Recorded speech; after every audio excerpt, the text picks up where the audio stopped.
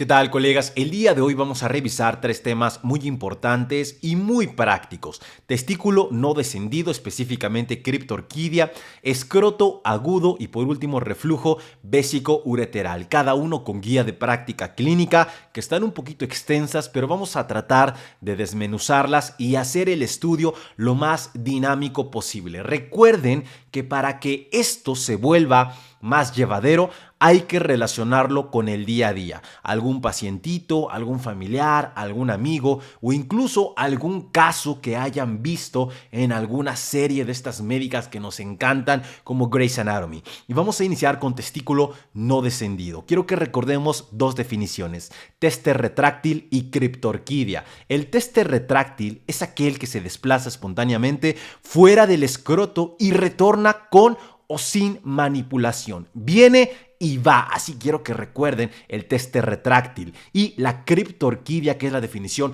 más importante, es un defecto del desarrollo en el que uno o ambos testículos no pudieron descender de una posición alta en el abdomen hasta la parte inferior del escroto. Aguas con la definición, porque puede ser uno o puede ser bilateral, cualquiera de las dos, y a partir de esto vamos a tomar decisiones terapéuticas que vamos a revisar un poquito más adelante. Nos pasamos con la epidemiología.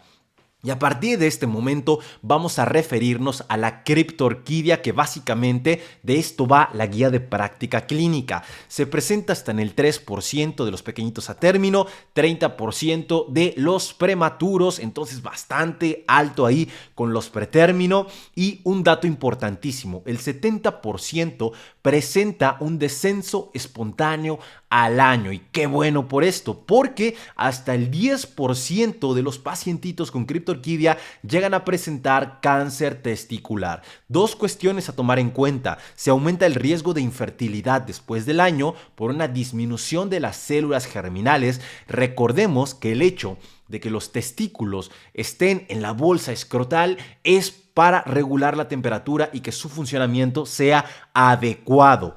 Además, encontramos un alto riesgo de seminoma, sobre todo en aquellos testículos intraabdominales y cuando no se produce un descenso antes de la pubertad. Nos pasamos a los factores de riesgo, en donde encontramos bajo peso, consumo de alcohol, tabaco y café durante el embarazo por la madre y enfermedades genitales del padre. Antes de llegar al diagnóstico, quiero que hagamos un recuerdo del paciente típico que nos van a poner con criptorquidia. Recuerden que el ENARM sí se trata de memorizar datos puntuales, diagnósticos, tratamientos, definiciones, porcentajes, pero sobre todo, y en los últimos años, se trata de entender el tema y el caso clínico. ¿Cómo me van a preguntar un paciente con criptorquidia? Eso es lo primero a recordar y de ahí vamos avanzando. El paciente que nos van a poner como caso clínico va a ser normalmente un recién nacido prematuro que acude por presentar ausencia de uno o ambos testículos en la bolsa escrotal. Además, podemos encontrar antecedente de bajo peso, consumo de alcohol, tabaco, café por la madre durante el embarazo o alguna enfermedad genital del padre. Pero la clave, obviamente, va a ser pretérmino y sobre todo la ausencia de uno o ambos testículos. Así va a venir el caso clínico. Ahora sí, al diagnóstico. Exploración física en posición supina va a ser el diagnóstico de elección. No se recomienda ningún otro estudio de imagen complementario: ultrasonido, tomografía, resonancia, gamagrama, nada de eso. Hay indicaciones puntuales para el ultrasonido que ahorita vamos a revisar, pero la exploración física es el diagnóstico de elección. A partir de ahí vamos a referir a cirugía pediátrica a los 6 meses de manera oportuna. Si se llega a pasar este tiempo, se puede referir a los 12 meses y ya como máximo a los 15 meses. Ya vimos por el riesgo aumentado de infertilidad y de cáncer testicular.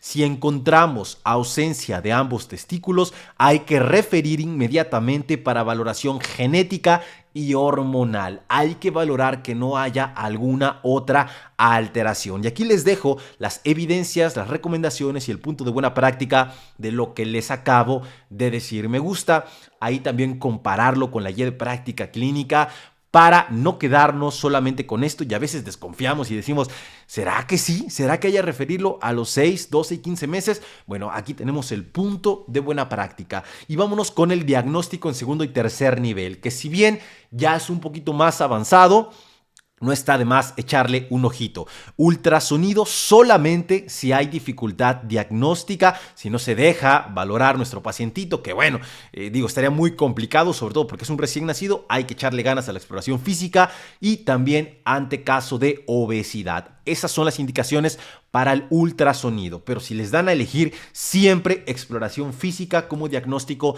de elección.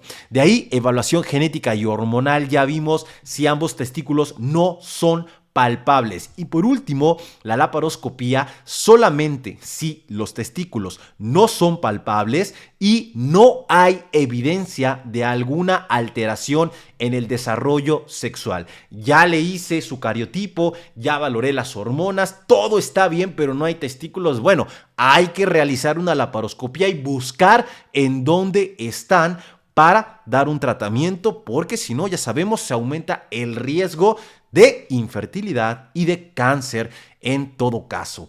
Tratamiento, cirugía desde los 6 meses, máximo a los 18 meses. Y el tratamiento de elección va a ser la orquidopexia, que básicamente es la fijación, el descenso y la fijación del testículo. En caso de que nuestro paciente ya tenga más de 10 años, el tratamiento es orquiectomía, retirar el testículo por el riesgo de seminoma. Nos pasamos con nuestro algoritmo, que es básicamente lo que les acabo de decir. Tenemos de dos sopas: testículo palpable o testículo no palpable. Testículo palpable, retráctil, hay que dar nada más seguimiento hasta la pubertad. Testículo ectópico o testículo palpable, pero que no desciende, es decir, criptorquidia, hay que realizar cirugía. En este caso, orquidopexia. En caso de que los testículos no sean palpables, vamos a realizar una exploración física bajo sedación. Testículo no palpable unilateral, hay que realizar cirugía. Si es no palpable bilateral, ya vimos, realizar estudio genético, cariotipo y estudio hormonal. Y a partir de ahí, si encontramos alguna alteración, vamos a dar tratamiento específico. Si no tenemos alteraciones y aún así no encontramos los testículos, hay que realizar cirugía, una laparoscopía diagnóstica para buscar esos testículos que no encontramos. Nos pasamos a escroto agudo, el tema estrella del día de hoy, muy preguntable, sobre todo la torsión testicular, que es la que se basa esta guía de práctica clínica. Y vámonos con la definición. Ya saben que me encantan las definiciones, y en este caso nos dice que es un conjunto de padecimientos que se caracteriza por dolor escrotal agudo, acompañado o no de otros signos y síntomas que ahorita vamos a revisar. Pero lo más importante, es una urgencia médico-quirúrgica. Pacientito con dolor escrotal agudo, hay que referirlo para que se valore por un especialista. Obviamente en el examen nos pueden preguntar el diferencial, porque hay 3 causas frecuentes de esta patología de escroto agudo. Torsión de apéndice testiculares en primer lugar con un 46%, epididimitis y orquitis con un 35% y, de acuerdo a esta guía de práctica clínica, torsión testicular con un 16%, que si bien no es la más frecuente, es la más característica, la más grave y la que es verdaderamente una urgencia quirúrgica. Vámonos con la epidemiología y la etiopatogenia. Se presenta entre los 4 meses y los 15 años de edad, hasta en un 70%. La torsión de los apéndices testiculares suele ser más frecuente en menores de 10 años. Y la torsión testicular es más frecuente entre los 10 a los 15 años. Vamos a encontrar como principal factor de riesgo para torsión testicular la deformidad en badajo de campana, que consiste en una inserción anormal de la túnica vaginalis que permite que el testículo tenga una movilidad muy amplia y que verdaderamente se pueda generar una torsión. Para epididimitis y orquitis normalmente son no infecciosas en menores de 13 años que son autolimitadas. También tenemos aquellas infecciosas virales, sobre todo por parotiditis en un 30%, y la bacteriana si tenemos algún factor de riesgo asociado, como adolescentes con prácticas sexuales de riesgo o algún pequeñito que se le haya puesto alguna sonda o se le haya hecho algún estudio, también pueden presentar infección bacteriana. Aquí tenemos los factores de riesgo y me llama la atención esta evidencia en donde el trauma directo se relaciona a la torsión testicular, también el ejercicio y montar en bicicleta, y también quiero que tomen en cuenta en este caso, los factores asociados a orquiepididimitis, que es lo que mencionamos: instrumentación, antecedente de cateterización o actividad sexual en adolescentes. Todo eso hay que tenerlo en cuenta y bueno, una fijación testicular inadecuada en procedimientos como la orquidopexia, a lo mejor en un paciente con antecedente de criptorquidia, pero no sería lo más común. Lo más común es que nos pregunten torsión testicular y te van a poner en el caso clínico tal cual esto que les voy a decir: dolor testicular intenso que se irradia hacia la ingle y que normalmente se presenta durante el sueño. El paciente se despierta con un dolor horrible testicular y esa es la característica de la torsión testicular. Se acompaña de cortejo vegetativo, náusea, vómito, mareo. Es muy aparatoso. Y aquí viene la perla de este tema: reflejo cremasteriano abolido. Básicamente, si ustedes leen en un caso clínico que el reflejo cremasteriano está abolido, es una torsión testicular. ¿A qué se refiere este reflejo? A la contracción cefálica del testículo cuando se estimula la parte interna del muslo o la ingle. Y el fren negativo, este también es muy característico, se refiere a que el dolor no va a mejorar con la elevación del testículo. Quiero que se memoricen, pero sobre todo que entiendan la clínica de una torsión testicular, porque este tema, el punto clave es hacer diagnóstico diferencial con orquiepididimitis y con torsión de los apéndices testiculares, porque el tratamiento es completamente distinto. Para fines prácticos, si encuentran escroto agudo, hay que referirlo a segundo nivel de atención. Si les ponen referir, lo van a referir. Pero si les ponen a hacer un diferencial, que sí se los pueden llegar a poner, lo más importante va a ser la clínica para diferenciar el caso clínico. Ya quedamos con la clínica de torsión testicular, ya se la saben, vámonos con orquiepididimitis. Aquí vamos a encontrar dolor testicular, pero se caracteriza por un aumento de volumen también y datos asociados, datos urinarios asociados, piuria, síntomas miccionales y sobre todo fiebre. Nos va a hablar de infección. Y aquí viene la diferencia con torsión testicular. ¿Qué creen? El reflejo cremasteriano está presente. En la torsión testicular está abolido. No hay pierde con eso. Es más, pueden olvidar todo lo que les acabo de decir, pero el reflejo cremasteriano, por favor, no lo olviden. Y también el fren. En este caso, el fren va a ser positivo. ¿Qué quiere decir? Que disminuye el dolor cuando se eleva el testículo. ¿Recuerdan? En la torsión testicular es negativo. Aquí el dolor no mejora con la elevación del testículo. Y por último tenemos la torsión de los apéndices testiculares, donde vamos a encontrar dolor testicular intenso y un nódulo hipersensible que también se conoce como punto azul. Es un punto característicamente de este vestigio testicular que se hace una torsión y el dolor es exquisito ahí en donde está esa torsión. Muy importante diferenciarlo porque el tratamiento en torsión de apéndices testiculares es conservador, no se opera, solamente se opera si tenemos duda diagnóstica con torsión testicular. Torsión testicular es la clave. Este es el quirúrgico, este es el que se opera, los demás no se operan. Espero que haya quedado clarísimo eso. ¿Y qué creen? Aquí el reflejo cremasteriano está presente, está normal. El punto clave en los apéndices testiculares es el nódulo hipersensible o punto azul. Vámonos con el diagnóstico, que como ya se dieron cuenta es clínico cuando tenemos todos los datos, y en el caso clínico les aseguro que va a venir así.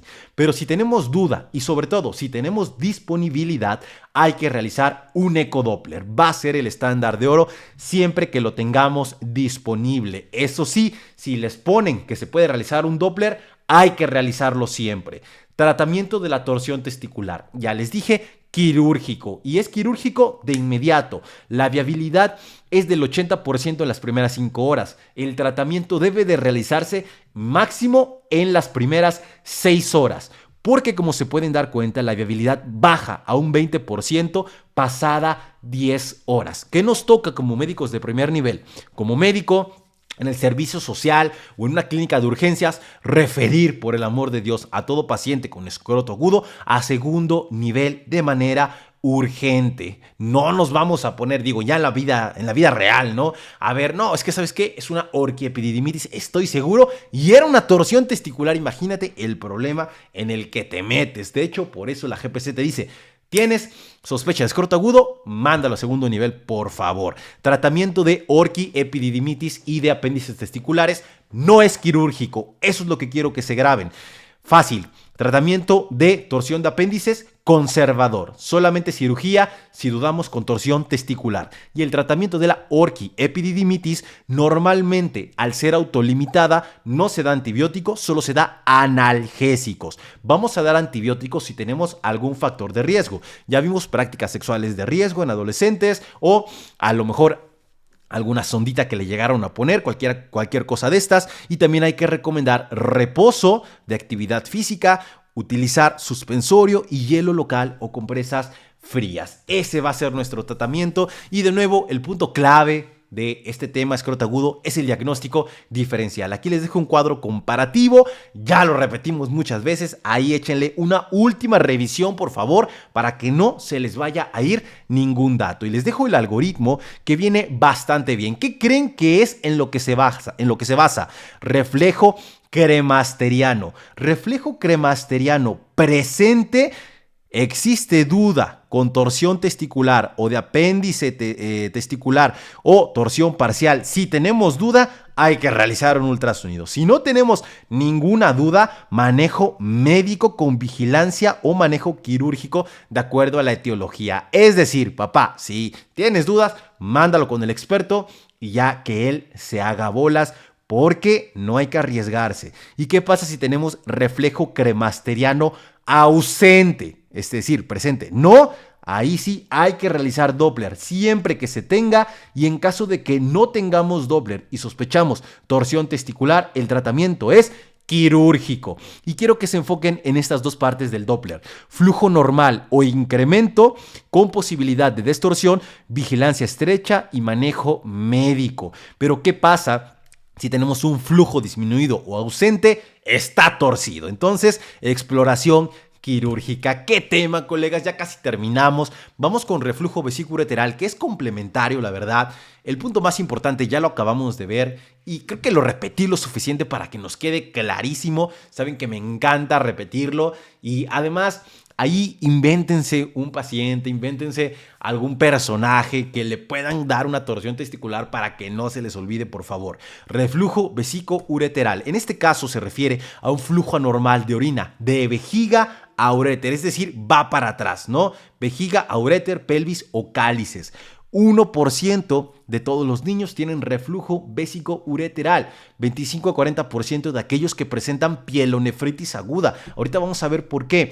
Y en este caso es muy importante realizar un diagnóstico adecuado con estudio de imagen. Ahorita lo vamos a revisar. Recién nacido es mayor en niños, pero a partir de ahí es más frecuente en las niñas. Es decir, en los recién nacidos es en los únicos en donde vamos a sospechar, en los pequeñitos, en los niños. Pero a partir de ahí siempre aparece en las niñas. Clasificación, vamos a clasificarla en 5 grados. Muy fácil esta clasificación, la verdad sí les recomiendo que se la aprendan porque está muy fácil. Grado 1 solamente llega al uréter y no lo dilata. Grado 2 llega hasta la pelvis y los cálices y no los dilata. Grado 3, aquí ya hay una ligera dilatación. Grado 4, el reflujo más una moderada dilatación. Y grado 5, la dilatación ya es abundante, es grande, está tortuoso todo y hay una pérdida de la morfología.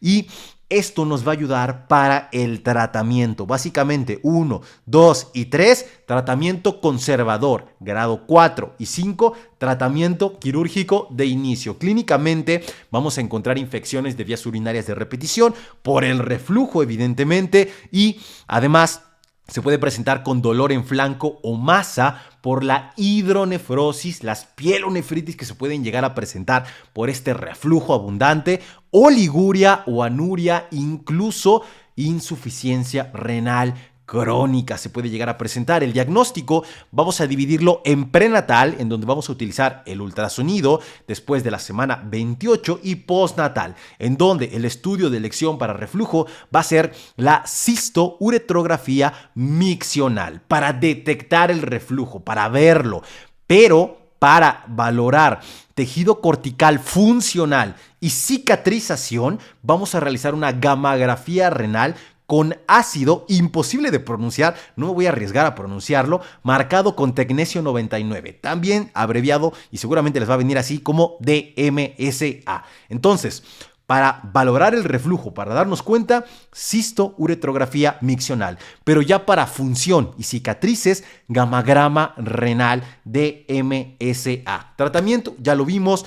Lo más importante es realizar el diagnóstico temprano, seguimiento por urología, tratamiento conservador, grado 1 a grado 3. Si tiene infecciones, dar antibiótico. No se recomienda el antibiótico profiláctico, muy importante. Solamente estar valorando que no haya hidronefrosis, que no vaya a ser una pielonefritis. Pero si ya tenemos grado 4 o grado 5, en donde ya la tortuosidad es abundante, donde ya hay bastante reflujo, el tratamiento va a ser quirúrgico. Y un punto importante, el tratamiento recomendado va a ser endoscópico como primera opción terapéutica. Colegas, eso es todo, nada más el pronóstico por si se los preguntan. Bueno para la vida, si es unilateral, obviamente 81% de remisión con manejo conservador y 48% en grado 3 y grado 4. Eso es todo, ahora sí, bastantes guías. Me costó trabajo porque las guías están un poquito ahí largas, extensas, no son tan fáciles de leer, pero al final de cuentas se pueden dar cuenta, ¿no? Valga la redundancia, que son temas, la neta, sencillos, son temas bonitos, en donde la parte clave es la clínica y diferenciar una de otra. No hay mucho más que decir, colegas. Muchísimas gracias y continuamos con el estudio.